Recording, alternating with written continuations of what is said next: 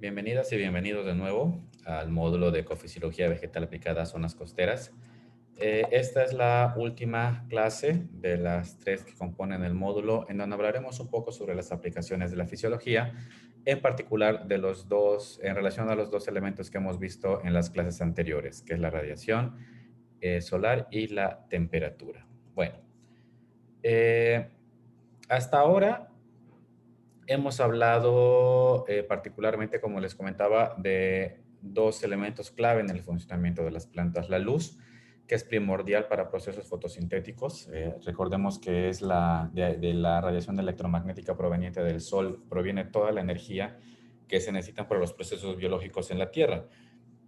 Y el agua, pues que es el constituyente principal de la mayoría de los seres vivos.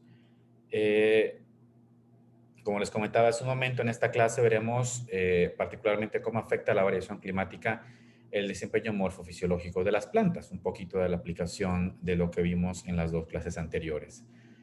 Y eso tiene mucha relevancia cuando hablamos de cambio climático. Creo que es bastante sencillo imaginar que las plantas tienen una distribución natural acorde a los sitios en donde encuentran las condiciones climáticas, bueno, tanto bióticas como abióticas, idóneas para su establecimiento, el famoso nicho realizado.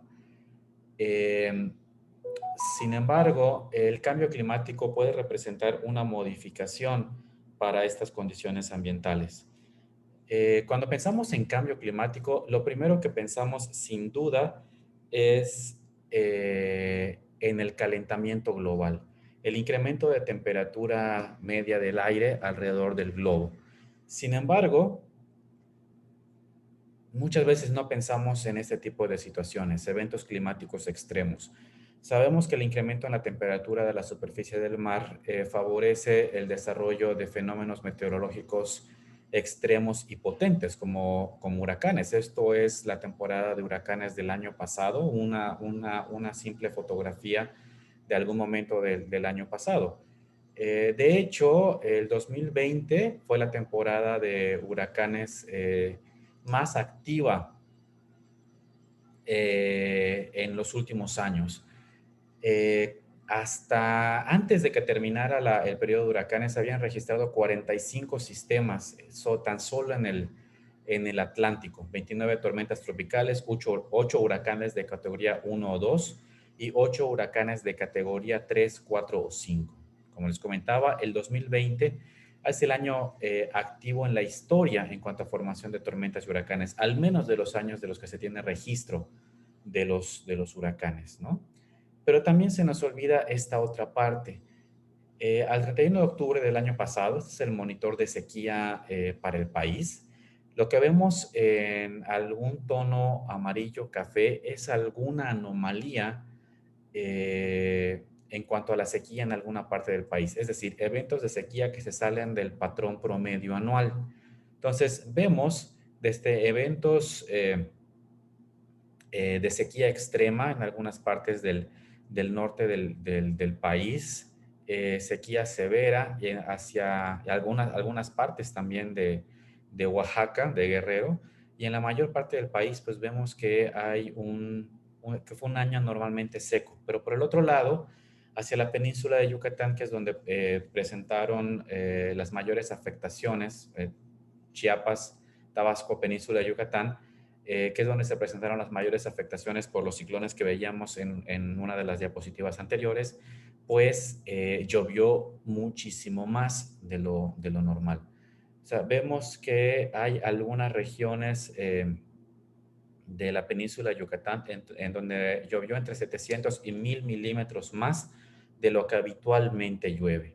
Entonces, si consideramos que las partes más húmedas de la península hacia el sur de Campeche se reciben aproximadamente 1600 milímetros de precipitación total anual, estamos hablando de que el año 2020 representó prácticamente el doble de precipitación respecto al promedio histórico que se tiene en la región. Entonces, mientras gran parte del centro, norte, occidente del país se encuentra bajo sequía severa, de nuevo vemos Oaxaca Guerrero con entre menos 700 y 1000 milímetros menos de precipitación, vimos severas inundaciones en el estado de Tabasco y también en Península de Yucatán, producto de los fenómenos hidrometeorológicos que veíamos hace un momento. Entonces, fenómenos como el incremento de la temperatura, como les comentaba hace un momento, lo primero que pensamos cuando hablamos de cambio climático, pero también la reducción en la disponibilidad de agua, por el contrario, su incremento, o si lo queremos ver de otra forma,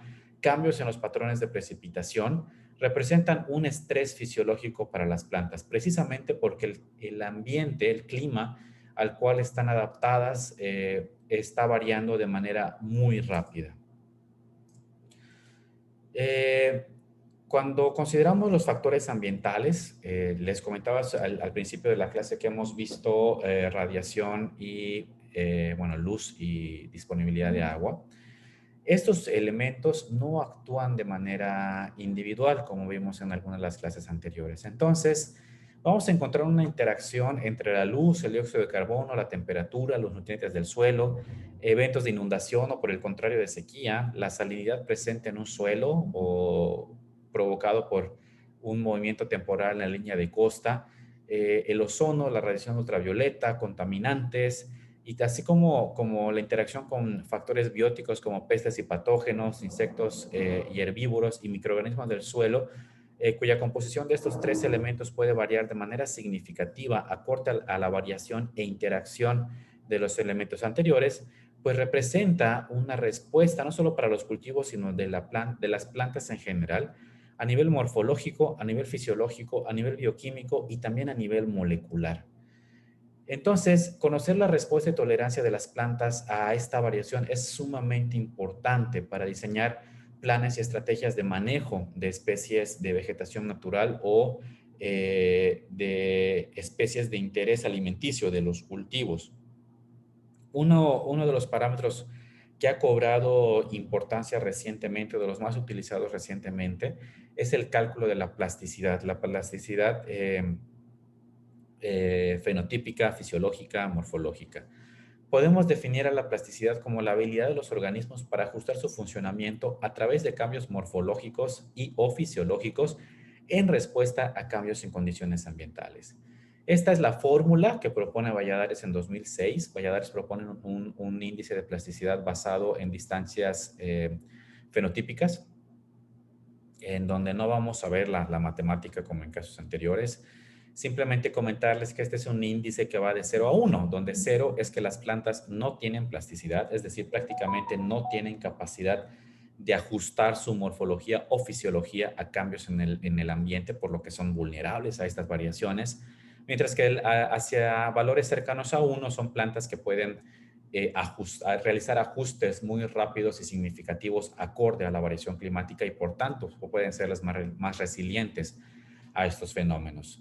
Por ejemplo, hay hipótesis acerca de que las plantas o las especies vegetales que tienen distribuciones amplias tienen índices de plasticidad más grandes o más cercanos a 1 en comparación con las especies que están con una distribución más restringida, ¿sí?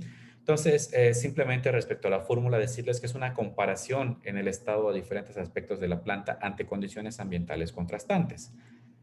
Vamos a ver un ejemplo de ello. Vamos a situarnos en la península de Yucatán. La península de Yucatán se caracteriza por poseer un gradiente de precipitación que va del noroeste hacia el sureste. En esta región de la costa llueve entre 400 y 500 milímetros al año, mientras que, como les comentaba, hacia el sur de la península, sureste, eh, tenemos aproximadamente 1.600 milímetros de precipitación. Entonces, relacionado con este gradiente de precipitación, así como las características edáficas presentes en la península, pues ha habido el desarrollo de diferentes tipos de vegetación. Entonces, vamos a situarnos en 5 de ellos, que es el matorral de duna costera y manglar de Petén en la costa noroeste, matorral de duna costera, selva baja caducifolia, selva mediana perennifolia y selva subcaducifolia, perdón, y selva alta subperennifolia.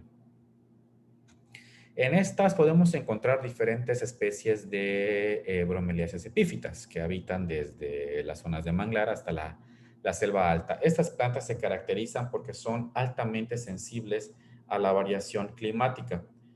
Eh,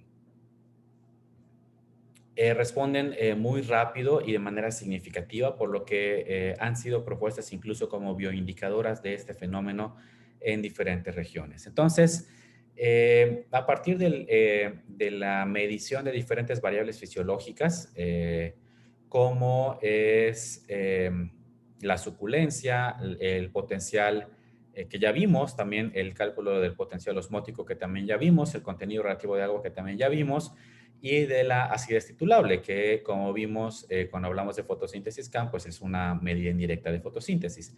A través de la medición de estas variables fisiológicas, como les decía, tomando en cuenta condiciones ambientales contrastantes, como las que se presentan durante la temporada de lluvias versus a la temporada de sequía, pues podemos hacer un cálculo del índice de plasticidad para cada una de estas variables en distintas especies que encontramos en estos diferentes tipos de vegetación que les enseñaba.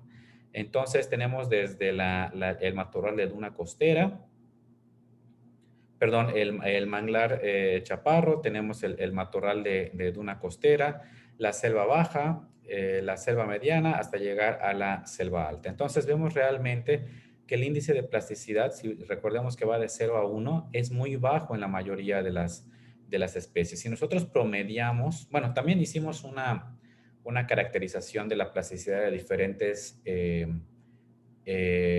estructuras morfológicas y, bueno, como el tamaño de los estomas, del disco central o el escudo del tricoma, tamaño del poro estomático, del ala del tricoma, densidad de estomas, densidad de tricomas, entre otros, para ver cómo variaban entre sitios. Entonces, si nosotros hacemos un promedio de estas variables, tanto morfológicas como fisiológicas, de la plasticidad de cada una de ellas, podemos tener lo que sería una plasticidad global. Es decir, cuál es la plasticidad fisiológica y morfológica de las diferentes especies que encontramos en este gradiente de precipitación. Y vemos que la mayoría de las plantas, con la única excepción de Tillandsia acetilifolia, responden de manera más rápida o tienen mayor plasticidad en sus características fisiológicas, es decir, ante un cambio en el ambiente, responden primero de manera fisiológica, es decir, en su funcionamiento como tal, antes de modificar su estructura, con la única excepción, les comentaba, de Tillandsia acetilifolia, que es prácticamente el mismo nivel de plasticidad, ¿no? Si hablamos particularmente de manglar, este es un trabajo que hicimos hace ya varios años en donde caracterizamos el potencial hídrico de dos especies de manglar, de Rhizophora mangle y de la Gugulera racemosa respecto al suelo. Vemos que cuando hacemos esta caracterización preamanecer, el potencial hídrico de los tres, de las dos especies y del suelo, es prácticamente el mismo. Recordando la clase pasada, pues vimos que justo antes del amanecer es cuando el potencial hídrico se encuentra en equilibrio entre las diferentes estructuras de la hoja respecto al suelo. Con equilibrio me refiero a que hay una alta probabilidad de encontrar los mismos valores como estamos viendo aquí. Sin embargo, cuando medimos hacia el mediodía, vemos que Rhizophora mangle mantiene el potencial hídrico muy similar al del suelo, que se hace más negativo, es decir, aquí están perdiendo agua, pero están variando de manera muy similar. Sin embargo, la Guncularia racemosa presenta un potencial hídrico más negativo, es decir, que las hojas tienen menos agua respecto a Rhizófora y respecto al suelo.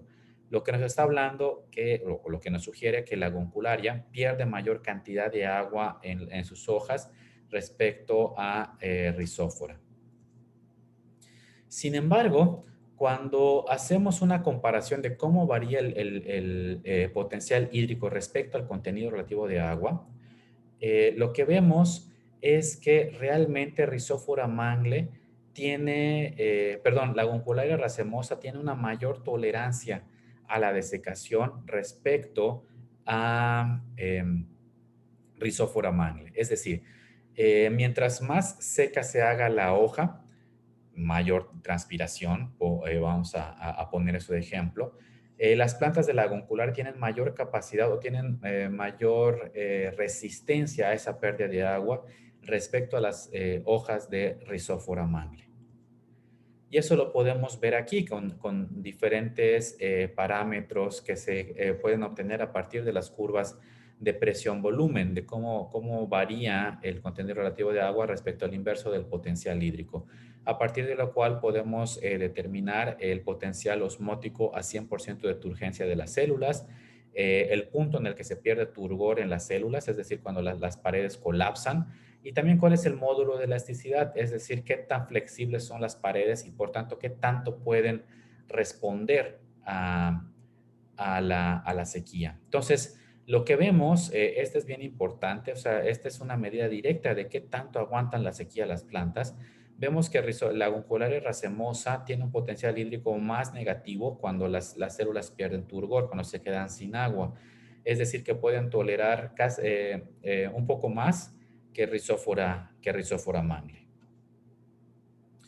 Y de hecho, muchos trabajos se han caracterizado también la respuesta de diferentes especies de manglar a lo largo del mundo a diferentes condiciones. Por ejemplo, a variación en salinidad, a temperaturas extremadamente altas, a temperaturas extremadamente bajas, a temperaturas altas, a temperaturas bajas y aridez. Entonces, en la gráfica de la izquierda tenemos a Viseña germinas, Laguncularia racemosa y Rhizophora mangle. Lo que vemos es que mientras Avicennia germinans parece ser una de las especies que tiene mayor capacidad de adaptación a la mayoría de los elementos de estrés a los que fueron sometidas, vemos que especies como Laguncularia y Rhizóphora pues no son tan resistentes a ciertos parámetros. De hecho, Laguncularia pareciera ser la menos tolerante ¿cómo se llama? A variaciones en elementos como la salinidad, como las temperaturas bajas, ¿no? Mientras que la mayoría responde de manera similar a temperaturas altas, a extremadamente altas extremadamente bajas y extremadamente altas. Lo mismo encontramos con especies que se distribuyen en otras partes del mundo, cuando vemos que esta tiene pues realmente muy poca tolerancia a estos factores de estrés, mientras que hay otras que presentan una mayor capacidad de aclimatación a la variación en el clima. ¿Y por qué esto es importante?